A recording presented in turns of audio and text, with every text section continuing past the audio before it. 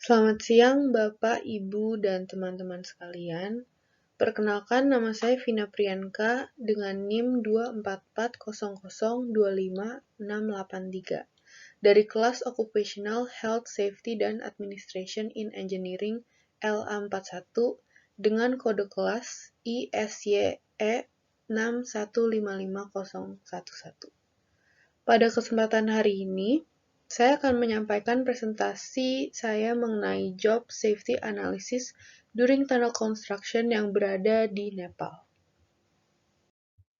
Untuk latar belakang dari kasus ini, terjadi saat Nepal, sebuah negara pegunungan, membangun banyak terowongan.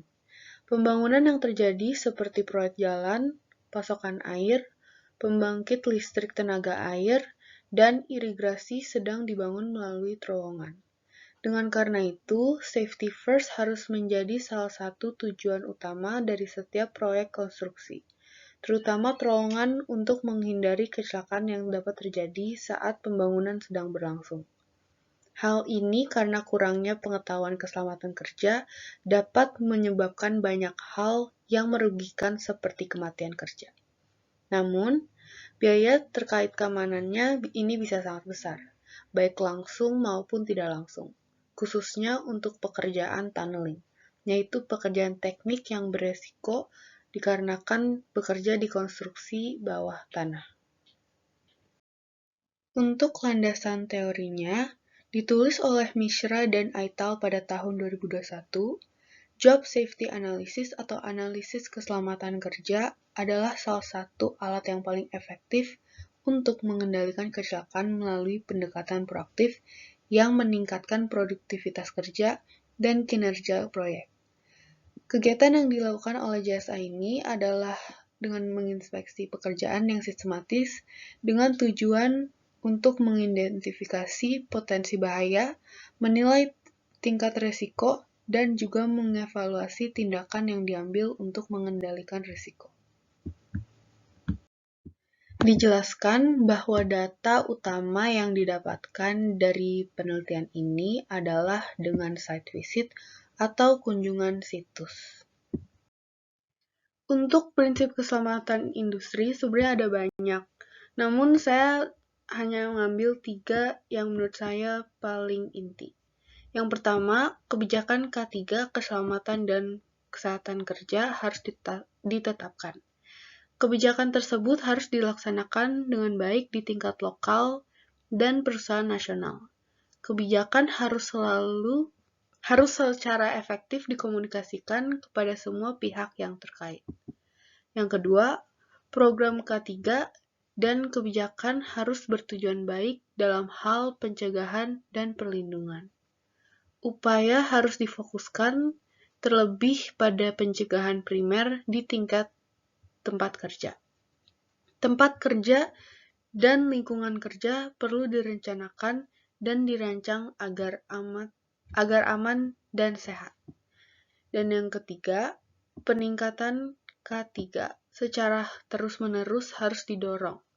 Hal ini diperlukan untuk memastikan bahwa undang-undang, peraturan, dan standar teknis nasional yang ditunjukkan untuk mencegah kecelakaan, penyakit, dan kematian akibat kerja secara berkala disesuaikan dengan kemajuan sosial, teknis, dan ilmiah, serta perubahan lain di dunia kerja. Selanjutnya adalah metode manajemen keselamatan. Praktik manajemen keselamatan tidak hanya memperbaiki kondisi kerja, tetapi juga secara positif mempengaruhi sikap dan perilaku karyawan terkait keselamatan, sehingga mengurangi kecelakaan di tempat kerja. Metode manajemen keselamatan ini ada 6. Yang pertama, dari safety plan. Kedua, policies, procedures, dan processes. Dan ketiga, training and induction. Yang keempat, monitoring. Kelima, supervision. Dan keenam, reporting. Dalam pekerjaan tunneling ini, diketahui bahwa ada 9 alat pelindung diri. Yang pertama, pelindung kepala atau helm pelindung. Yang kedua, pelindung mata dan muka. Yang ketiga, pelindung telinga.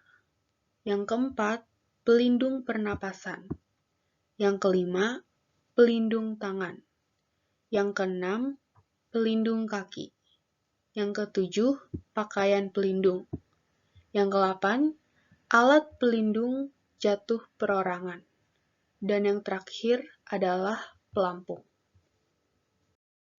Berikut adalah beberapa teknik HSE dalam tunneling. Dimulai dari bimbingan mandor yang kompeten untuk operasi yang dilakukan di dalam terowongan, ventilasi yang memadai diperlukan untuk menghilangkan udara tercemar, gas, dan asap yang dihasilkan, suhu tidak lebih dari 40 Celcius kering dan 40 Celcius basah di tempat kerja harus dipastikan. Penguji harus dilakukan sekali setelah setiap ledakan atau longsoran batu besar atau setidaknya setiap 24 jam sekali. Pengujian gas dan untuk pengukuran suhu dan pengukuran ventilasi harus selalu dicatat dan dipelihara dengan baik. Tidak hanya itu, langkah-langkah yang memadai harus diambil untuk mencegah pembebasan, akumulasi, dan penyebaran debu di udara. Pemeriksaan kesehatan berkala terhadap pekerja juga harus dilakukan minimal sekali dalam 3 bulan dan harus selalu dicatat. Suplai udara bersih dan higienis yang memadai harus dipertahankan. Volume udara yang dibutuhkan juga harus diperhatikan tergantung dari panjang dari headingnya, ukuran terowongan, jenis dan jumlah bahan peledak yang akan digunakan, frekuensi peledakan, dan juga suhu dan kelembapannya. Untuk teknik HSE dalam tunneling lainnya bisa dilihat dari link di bawah tersebut. Untuk mengendalikan bahaya dalam tunneling, diketahui bahwa ada 4 hal yang harus diperhatikan. Yang pertama dari drilling. Pengisian lubang bor dan pengeboran tidak boleh dilakukan secara bersamaan di area yang sama. Selanjutnya adalah explosives dan blasting. Semua tindakan pencegahan harus diambil sebagaimana ditentukan dalam penanganan bahan peledak. Dan selanjutnya, marking plant dan equipment. Interval waktu yang lama antara dua operasi harus dihindari karena resiko kecelakaan meningkat dengan penundaan tersebut. Dan yang terakhir, supporting dan excavation. Dalam hal baut batu, langkah-langkah keamanan untuk mengebor lubang harus diperhatikan sebelum baut dipasang. Dan untuk slide ini, saya akan mengutarakan pendapat saya mengenai pengerjaan terowongan di Nepal. Menurut saya, JSA di Nepal harus benar-benar melakukan tugasnya dengan baik dan sungguh-sungguh. Mungkin untuk sekarang, manajemen keselamatan yang terjadi sudah cukup bagus.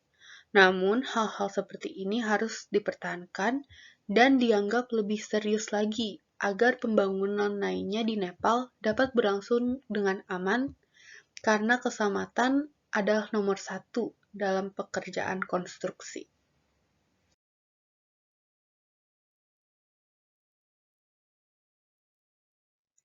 Sekian presentasi Job Safety Analysis dari saya. Terima kasih.